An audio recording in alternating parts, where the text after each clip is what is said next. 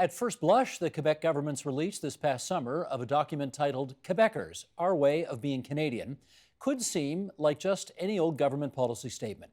But for anyone with even a passing familiarity with Canadian history, it's worthy of a double take. After decades of political turmoil, including vigorous efforts by many Quebecers to leave Canada, what should the rest of Canada make of this new, apparently collegial approach? Let's ask. In Quebec City, Quebec, via Skype, Gabriel Nadeau-Dubois, member of the Quebec National Assembly and co-leader of the Quebec Solidaire Party. And here in our studio, Patrice Dutil, professor in the Department of Politics and Public Administration at Ryerson University and co-author of this new book, Embattled Nation, Canada's Wartime Election of 1917. And Supriya Dwivedi, host of the morning show on AM 640 radio. She's a columnist for Global News as well, and we're delighted to welcome you two here in our studio. Gabriel Nadeau-Dubois, enchanté, monsieur, bienvenue à TVO in Toronto. Let's start, Gabriel, with you and just give us some initial reaction to the document that came from the Quebec government this summer. Well, I think it's a very honorable thing and a very honorable try by the government of Quebec to try to initiate some form of dialogue around the constitutional issue in Canada.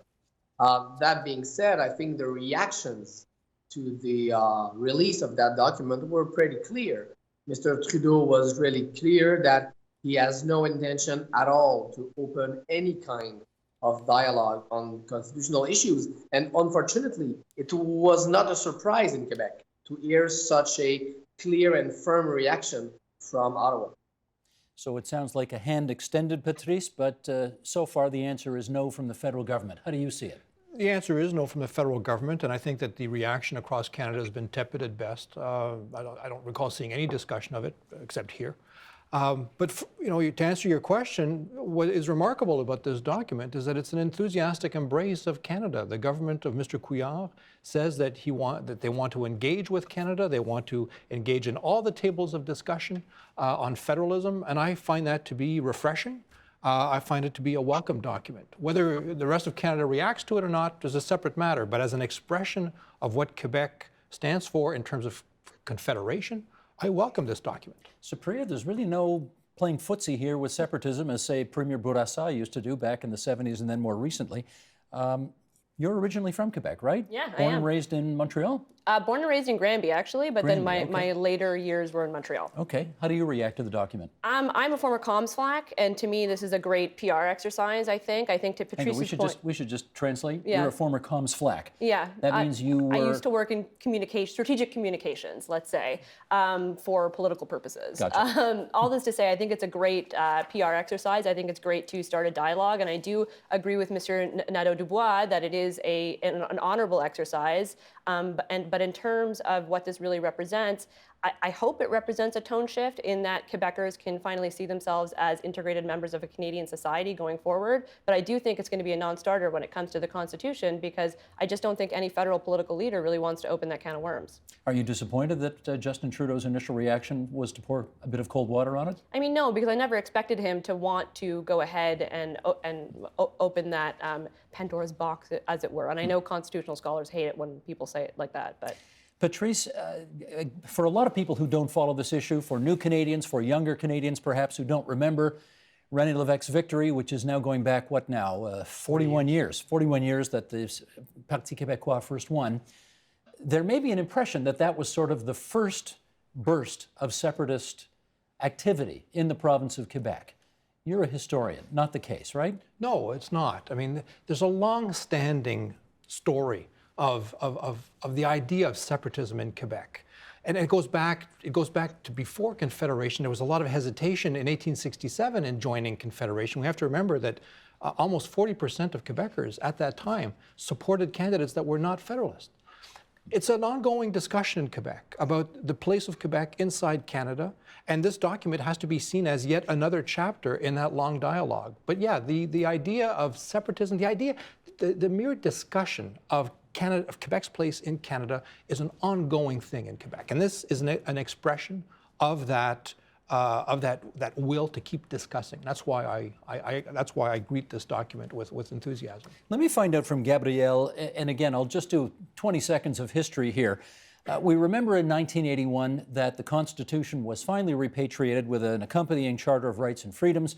René Lévesque, of course, was the Premier of Quebec. Many doubted whether any separatist Premier of Quebec could have signed any constitutional accord that would have made Canada stronger. In any event, the fact is Quebec's signature technically still is not on the Constitution, even though they are, of course, bound by it. I'd like to know from you, Gabrielle, how important you think it is for Quebecers to actually have their signature on the Constitution of the country.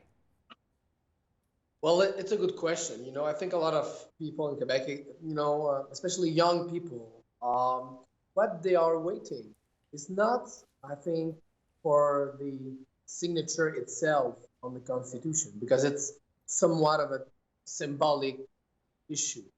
The issue is much deeper. I think what a lot of people in Quebec want, across generations, is to see in the rest of Canada some kind of recognition of what Quebec is as a distinct nation and as a distinct society.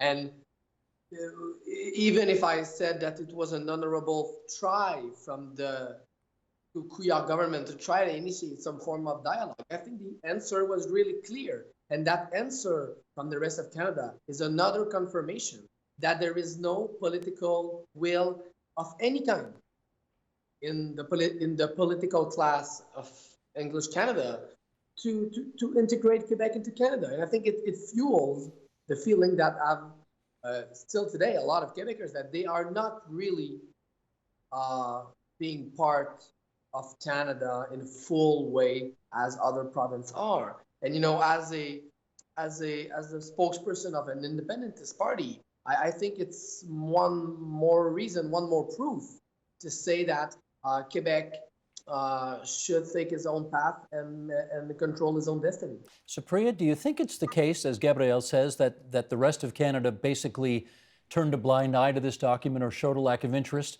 Or is it perhaps English Canada's afraid to go down this road again, because we remember going down this road 21 years ago and it almost resulted in the end of the country?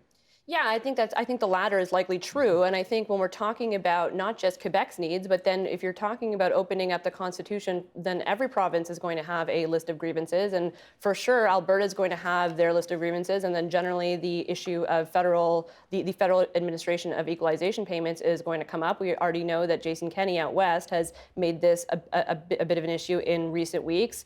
I think it's just something politically for any federal leader to want to avoid. And in terms of whether or not signing a document makes you part of a country, arguably the Harper administration did recognize that Quebec is in fact a distinct society. And further to that, legally, it makes no difference whether or not Quebec has signed on to the Constitution or not. It's definitely a feel-good exercise, but in terms of the actual legal pithiness of it, it really doesn't matter. I think that's worth clarifying. When Stephen Harper was the Prime Minister, the Parliament of Canada passed a resolution saying Quebecers constitute within Canada a distinct society, right? Or a distinct nation. A distinct nation, I believe, was the wording. Yeah. So again, Patrice, legally speaking, this doesn't matter because Quebec is covered, even though their signature is not on the Constitution. But do you think is there something missing or empty in Quebec because that signature technically isn't there? Honestly, I don't think so. And I mean, I'm not a separatist, so naturally I'm going to come at it with a very different perspective. And as a Franco-Ontarian now for 46 years, certainly a different perspective. What matters here is the dialogue. And the reality is that Quebec has been part of Canada for 150 years. There is a daily reaffirmation of the legitimacy of Canada in Quebec. The country works. And with every day that passes, Quebecers are reminded of that the country works. They support the federal government. They vote in national elections. They treasure the Charter of Rights and Freedoms. The document itself actually cites a poll that says that the Charter of Rights and Freedoms is more popular in Quebec than the rest of Canada. And yet the Quebec government overturns charter decisions all the time. It does, but it's still, that's part of federalism. Yes. And that's the beauty of federalism. As they're allowed to. They're allowed to. There's the beauty of federalism where we have two orders of government that constantly challenge each other. But what the reality is that after 150 years, the state of Canada is legitimate in Quebec. Now that could change. And anybody, I think, would be naive to think that this is going to last forever. I mean, this is an ongoing discussion that has to happen. This is why this is important. This is why it's important for you and for us to talk about it today. Well, you call it an ongoing discussion. I remember Jacques Parizeau calling it an ongoing trip to the dentist. Yeah, but it's not. The fact is the country still exists. And 150 years later, it still exists because there's been an ongoing dialogue. There were people in Quebec who were not happy with Confederation. They were a minority. They're still there. They're still a minority. On we go. Gabrielle, I'd like to put to you the comment that Patrice just made when he said, the country as it currently stands works. Do you agree?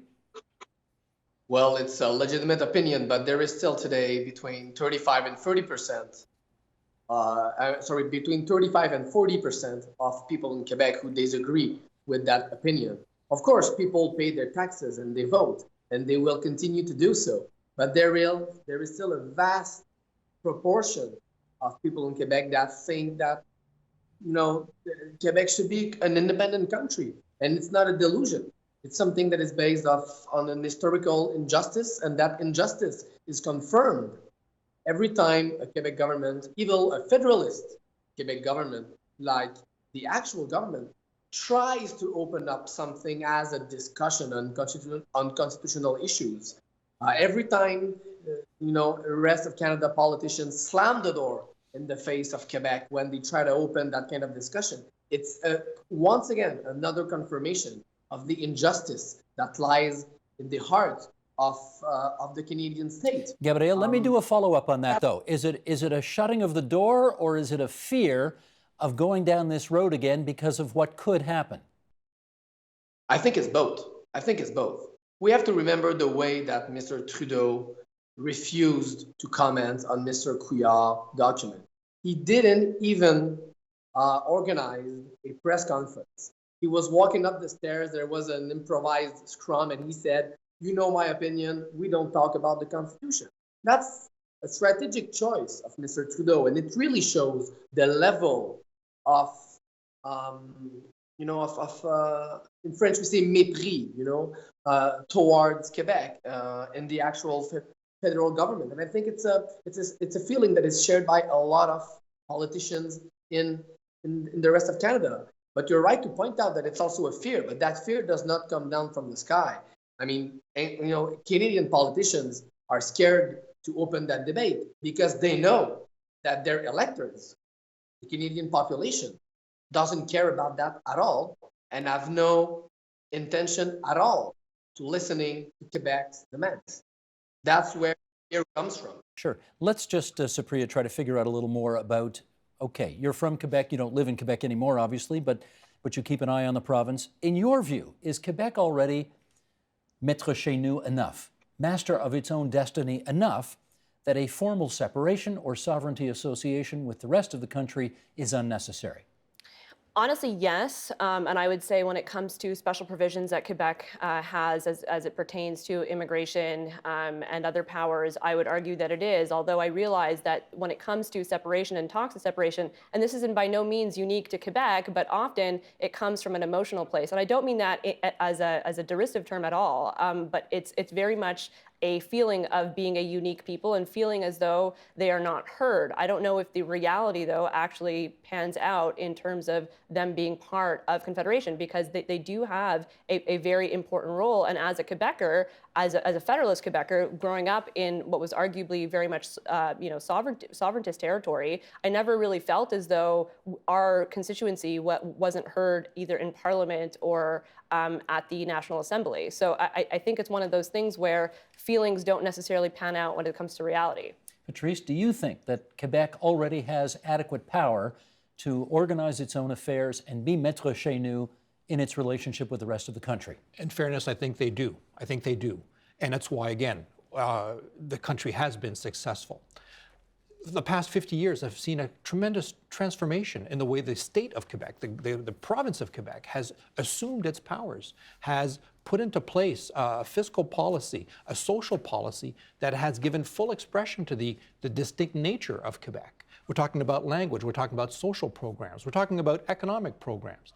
So, I mean, to think that Quebec could do much better, separated from Canada, separated from the market that Canada provides, separated from, again, this wonderful institution of federalism, where you have two levels of government that are responding to you, I mean, I'd be hard-pressed to think of a better system that has served Quebec better than this one. Well, I think Gabriel has an idea around that because, Gabriel, I'd like to get some understanding of your party's position on this because you are not for sort of full-blown sovereignty in the way that, say, some of the harder separatists were back in the day, but you have a more nuanced position, perhaps. Maybe you could share that with us now. Well, you know, Quebec Solidaire since the foundation has a clear position on Quebec's independence. We think Quebec has not only the right to self-determination, but it would be a more democratic, fair, and just society if it was able to govern itself as an independent country. Of course, this does not mean that every links and friendship bonds would be broken with Canada. We would still be Canada's first economic and political partner. It makes no doubt in my mind.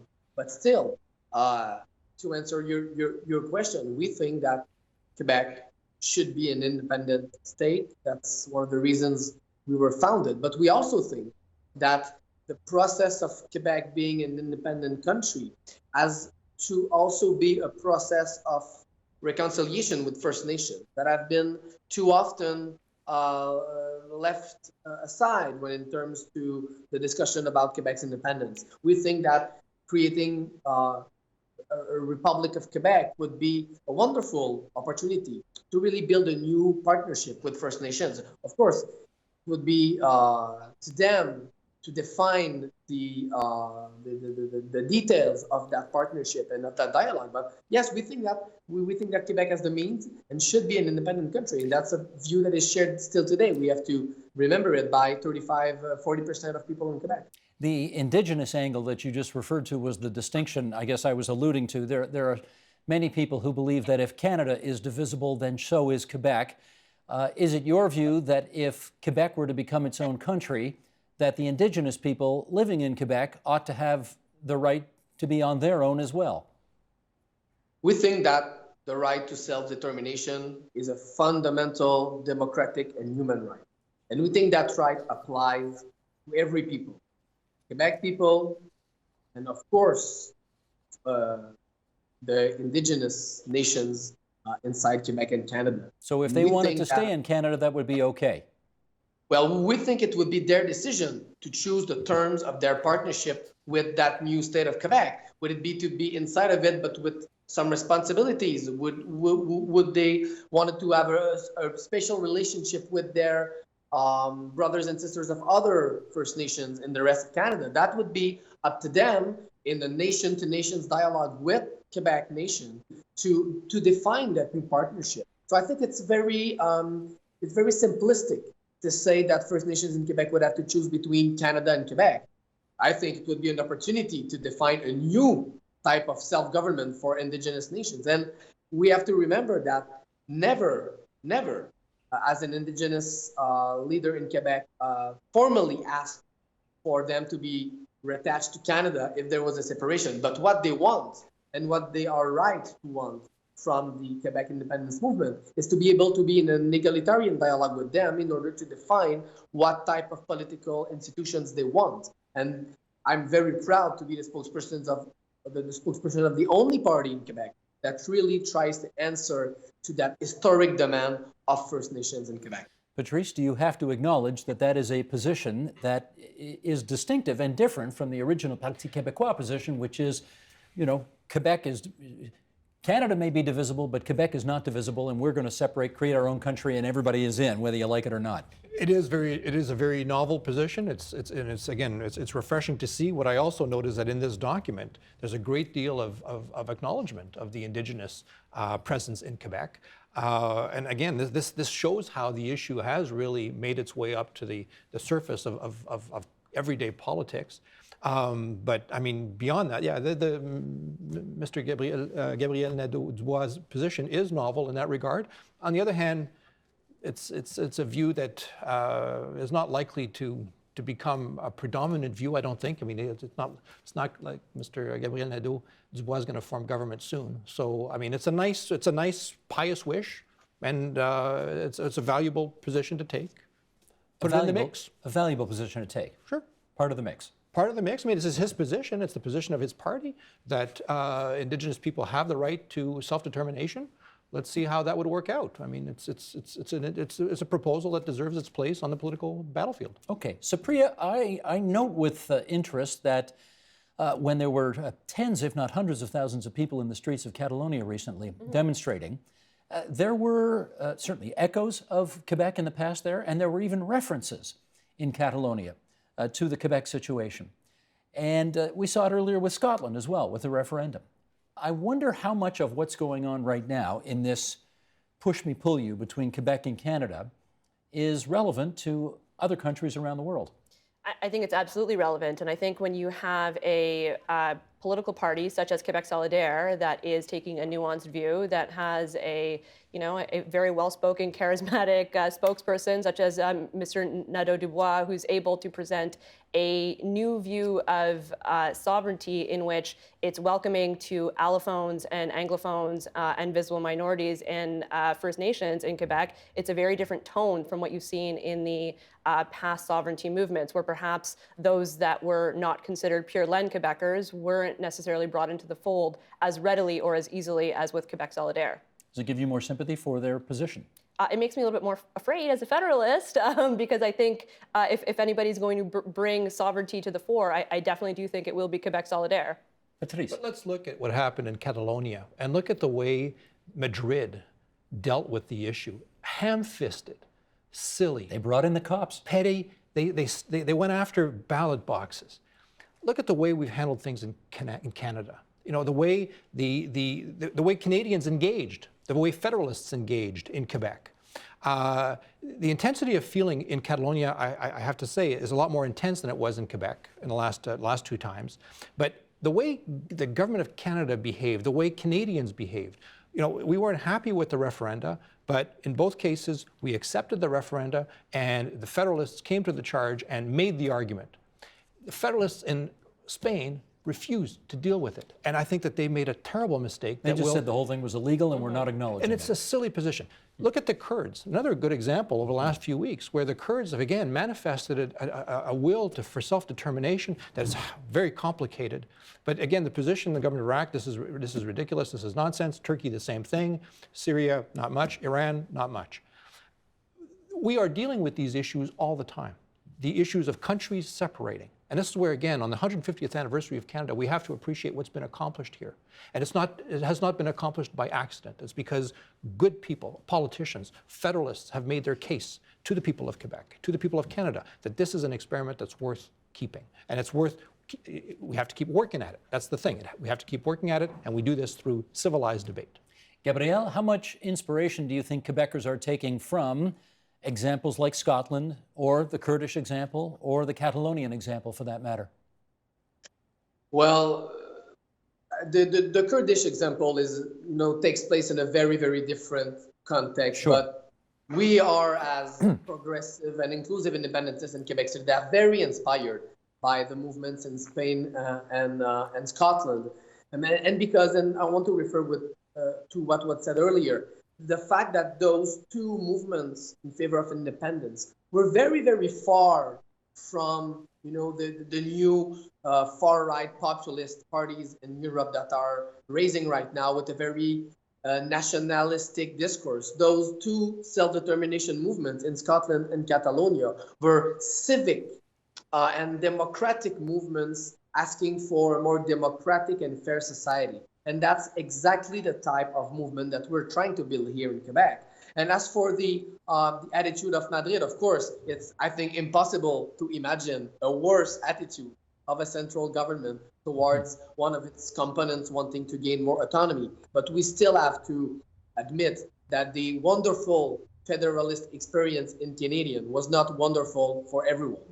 We can talk to, I think if we asked First Nations of their experience of federalism in Canada, they would have a more nuanced view. And if you ask about the majority of Quebecers that wanted to be part of the Canada Constitution a few decades ago, if you ask to hundreds of thousands of Quebecers who felt that the referendum of 1995 was stolen from them with the sponsorship scandal, for example. So I think we have to have an honest evaluation of what federalism has been in Canada. Of course, it's a much more democratic regime than in Spain. We won't argue on that. But I think we have to be nuanced. There has been a very conflictual history between Quebec and Canada, and I think the reactions to Mr. Couillard's document shows that that conflictual history is not over yet. I think it's true to say that the independence movement is less in shape today than it was maybe a few decades ago, but still, this debate is not over. And it's not only a dialogue, it's also a political conflict. And we have to be naive not to see that there is something still conflictual between Quebec and Canada. I think it's fair to say, Supriya, that separatism is clearly not dead in Quebec. It is somewhat dormant at the moment, but this is a phenomenon that comes back every few decades or so, or every couple of decades or so. I would like to get your take on his party right now has a handful of seats and they don't appear to be a threat to be the next government of Quebec. However, we well remember that the Reform Party federally went from one seat to almost official opposition. The Bloc Québécois similarly went from almost nothing to the official opposition in one election. So we don't pretend to know the future. But what do you think would have to happen in Quebec for his view to become more popular? I think they have to have a great get out the vote push, especially as it pertains to younger Quebecers, as it pertains to minorities and allophones and anglophones, and I think they're doing all of the right things. I think also, and this goes to their recent merger with Option Nationale, if there's an economic case to be made for Quebec separating, as opposed to it simply being one in which feelings and sentiments are at the forefront, I think it then gets the attention of the business community as well in a way that perhaps we haven't seen before in the past. Gabrielle, when you were leading student demonstrations in Quebec, you had thousands of people in the streets on your side. What do you think it will take now that you're a politician to get those people in the streets again, sharing your view on the future of Quebec? It's a good question. I have to confess that it's a lot harder to mobilize people in the streets when you are in a political party than when you are in the student union. But I think what needs to be done to really fuel the independence movement is to send a very clear message to young people, to allophones, anglophones, and First Nations, that the movement we are trying to build here is a movement for democracy, for self-determination, and for building a future for everyone. And we have to be very clear that in Québec Solidaire, we will, if we someday do Quebec independence, we will do it with everyone and without leaving anyone behind. And that's something that it's not only a slogan for us, it's in our political DNA. And we will continue to repeat that message all across Quebec and in Montreal. You are watching and listening to that answer with a wry smile on your face, Professor Dutil. How come? Well, only because the last two referenda failed. At the Well, time come on, when got pretty close the got last close, time. but they still failed. They still failed. They got close. And in both cases, they had the baby boom generation of strongly nationalist Quebecers rising to the fore. That generation is now moving into its old age, worried more about its pensions and really bitter about the failures of the past. Mr.